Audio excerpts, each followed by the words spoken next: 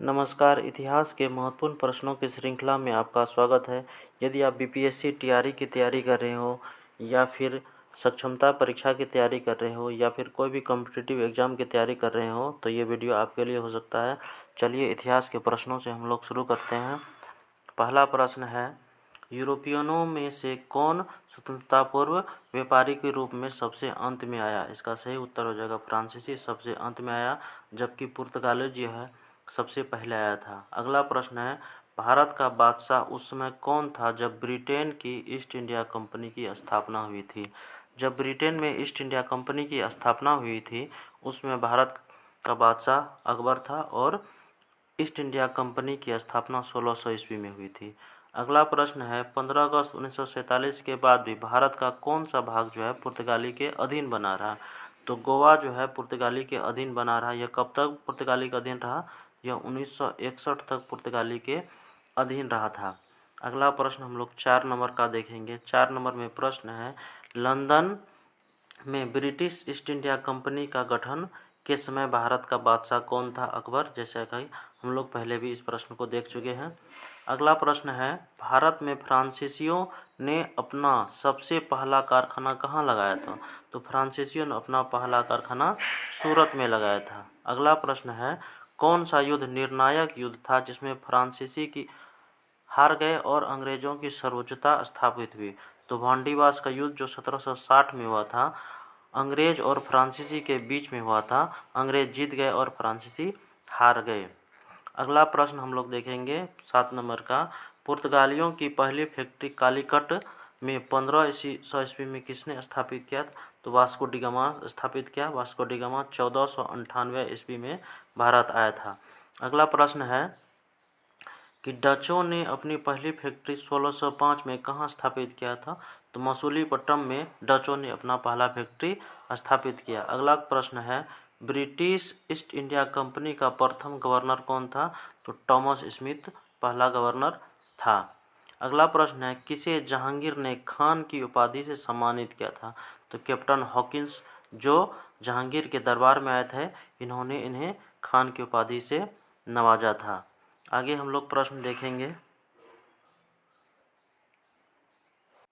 प्रथम कर्नाटक युद्ध का तत्कालिक कारण कौन सा? प्रथम कर्नाटक युद्ध का तत्कालिक कारण अंग्रेज द्वारा फ्रांसीसी जहाज पर अधिग्रहण था। प्रथम कर्नाटक युद्ध जो 1746 से 1748 के बीच 1746 से 1748 के बीच लड़ा गया था। यह फ्रांसीसी और अंग्रेज़ों के बीच लड़ा गया था, जिसमें फ्रांसीसियों की जीत हुई थी। यह और इस युद्ध का अंत एक्स-ला-चैपल संधि के साथ हुआ था। अगला प्रश्न है, उस क्षेत्र की पहचान करें जहाँ यूरोपवासियों की सर्वोत्तम सोरा और अफीम प्राप्त करते थे। अंग्रेज जो अफीम और सोरा कहाँ से प्राप्त करते थे?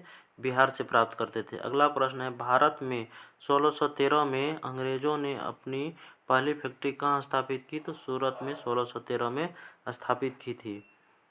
जिस एक शासक ने ईस्ट इंडिया कंपनी को दीवानी प्रदान की थी वह था शाह आलम द्वितीय। शाह आलम द्वितीय ने ब्रिटिश ईस्ट इंडिया को बंगाल में व्यापार करने की दीवानी प्रदान की थी। अगला प्रश्न है, 15 नंबर का प्रश्न है, बंगाल की फैक्ट्रियों में से जो पुर्तगालियों द्वारा स्थापित की गई थी वह शहर कहाँ था? हुगली था। एक द्वीप पर निर्मित भारत का सबसे बड़ा नगर मुंबई है। अगला प्रश्न है, 18वीं सदी में लड़े गए युद्धों का सही कालानुक्रम है? तो सबसे पहले अंबर का युद्ध लड़ा गया, पलासी का युद्ध लड़ा गया, उसके बाद वांडीवास का युद्ध, उसके बाद बक्सर का युद्ध लड़ा गया। अगला प्रश्न है 18 नंबर का, पुर्तगालियों ने 1499 में गोवा पर कब्जा किया। भारत में यूरोपीय शक्तियों का प्रवेश के संदर्भ में कौन सा कथन सही है या नहीं, इसको हम लोग बाद में करेंगे। अगला प्रश्न है, भारत तक समुद्री मार्ग की खोज किसने की? तो पुर्तगालियों द्वारा भारत तक समुद्री मार्ग की खोज की थी 1498 में, जब वास्को डी गामा भारत आए थे। अगला प्रश्न है, ब्रिटिशों ने भारत में सूरत में अपनी पहली फैक्ट्री स्थापित करने की अनुमति किससे प्राप्त की थी?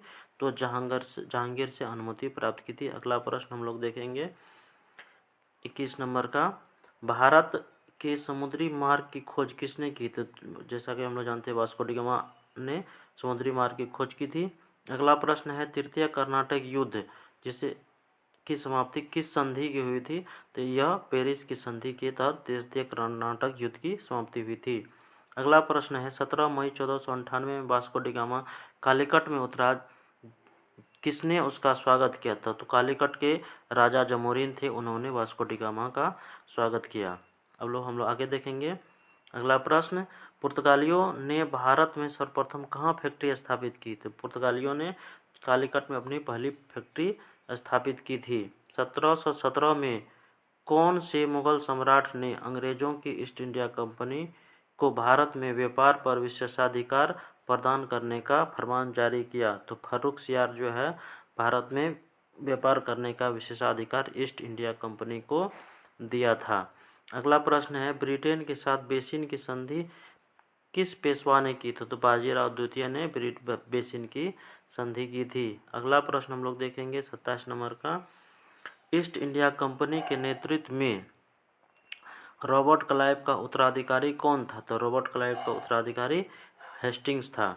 अगला क्वेश्चन है ईस्ट इंडिया कंपनी के नेतृत्व में रॉबर्ट क्लाइव का उत्तराधिकारी कौन था? वारेन हेस्टिंग्स था। हम लोग कर लिए हैं। अगला प्रश्न है किसे भारत में पुर्तगाली साम्राज्य का वास्तविक संस्थापक कहा जाता है? तो पुर्तगाली का वास्तविक संस्थापक अल्फांसो डी अल्बुकर्क को कहा जाता है। अगला प्रश्न है पुर्तगाली उपनिवेश का प्रथम गवर्नर जनरल कौन था? तो फ्रांसिस डी अल्मीडा जो था यह पहला गवर्नर जनरल था।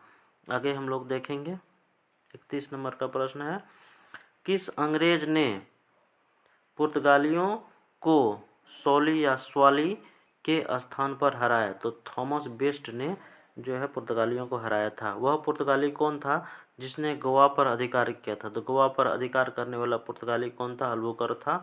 1510 ईस्वी में यूसुफ आदिल शाह को हराकर गोवा प्राप्त किया था। अगला प्रश्न है भारत में ईस्ट इंडिया कंपनी का पहला गवर्नर जनरल कौन था? तो वारेन हेस्टिंग जो था ब्रिटिश ईस्ट इंडिया कंपनी का पहला गवर्नर जनरल था। अगला प्रश्न है किस यूरोपीय ने भारत में सबसे पहले अपना व्यापार फैलाया और प्रभावित किया? तो पुर्तगालियों ने सबसे पहले अपना व्यापार फैलाया और प्रभावित किया। अगला प्रश्न है 35 नंबर का, 1498 में वास्को डी गामा भारत में कहाँ उतरा? तो भारत में कालीकट में उतरा था। अगला प्रश्न है वास्को डी गामा कहाँ का रहने वाला था? तो यह पुर्तगाल का रहने वाला था। अगला प्रश्न है वह अंग्रेज जिसने सम्राट जहांगीर के दरबार में आकर भेंट किया? तो सर टॉमस रो इसका सही आंसर हो जाएगा। आगे हम लोग देखेंगे गोवा, दमन और दीव का उपनिवेश मूलतः किया गया था। यह पुर्तगालियों द्वारा उपनिवेश वहां पर स्थापित किया गया था। अगला प्रश्न है अल्बुकर्क ने गोवा को 1510 में से छीना था? इसका सही उत्तर हो जाएगा बीजापुर के सुल्तान से अल्बुकर्क ने गोवा को छीना था 1510 ईस्वी में। अगला प्रश्न है पुर्तगाली ईस्ट इंडिया कंपनी कब स्थापित हुआ था? पुर्तगाली ईस्ट इंडिया कंपनी की स्थापना 1498 में हुआ था। अगला प्रश्न है ब्रिटिश ईस्ट इंडिया कंपनी की स्थापना कब हुई थी? ब्रिटिश ईस्ट इंडिया कंपनी की स्थापना 1600 ईस्वी में हुई थी। आगे हम लोग देखेंगे 42 number, Dutch east India company की स्थापना कब हुई थी? डच ईस्ट इंडिया कंपनी की स्थापना 1602 में हुई थी। अगला प्रश्न है फ्रेंच ईस्ट इंडिया कंपनी की स्थापना कब हुई थी? तो फ्रेंच ईस्ट इंडिया कंपनी की स्थापना 1664 ईस्वी में हुई थी।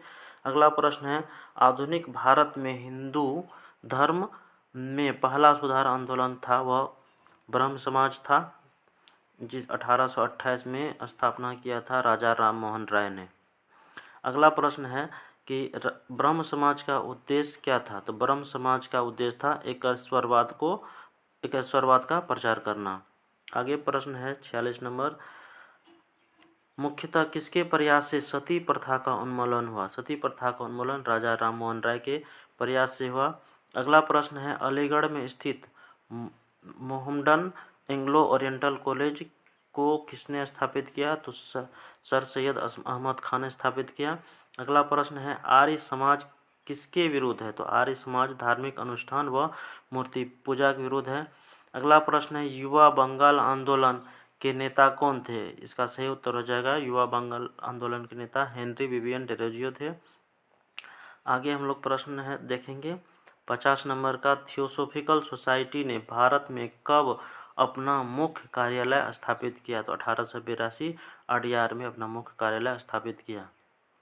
अगला प्रश्न देखेंगे हम लोग, किस समय महात्मा गांधी के सहयोगी रह चुके पर उनसे अलग होकर एक आमूल परिवर्तनवादी आंदोलन जिसका नाम आत्मसम्मान आंदोलन था चलाने वाले कौन थे? तो आत्मसम्मान आंदोलन चलाने वाले थे ईवी रामास्वामी नायरकर। अगला प्रश्न है वर्ष 1829 में सती प्रथा का उन्मूलन किसके द्वारा किया गया था? तो इसका सही उत्तर हो जाएगा लॉर्ड विलियम बेंटिंक के द्वारा। अगला प्रश्न है स्वामी विवेकानंद का मूल नाम क्या था? इसका सही उत्तर हो जाएगा नरेंद्र दत्त जो है स्वामी विवेकानंद का मूल नाम था।